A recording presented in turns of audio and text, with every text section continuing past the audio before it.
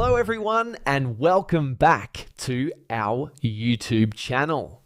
In this video, I'm going to show you how to fix RedChapters app not working. First, to resolve this issue, we will first head over to our device settings.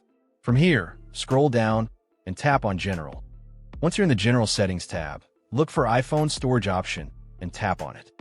Over here, you can either search for the app or you can scroll down and look for it. Then tap on the app. On the next screen, you need to tap on the Offload app option. A confirmation pop-up will come up. Now tap on the Offload app option here.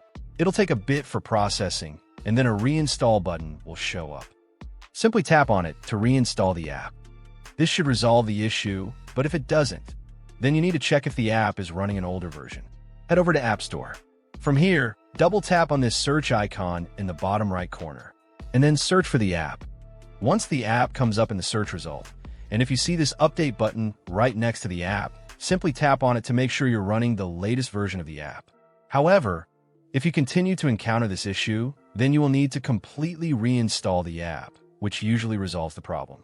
Head over to this screen the way we did before, and over here, tap on the Delete App option here to uninstall the app from your device. A confirmation pop-up will come up. Now tap on the Delete option here. Once uninstalled, open up App Store and search for the app in the search bar.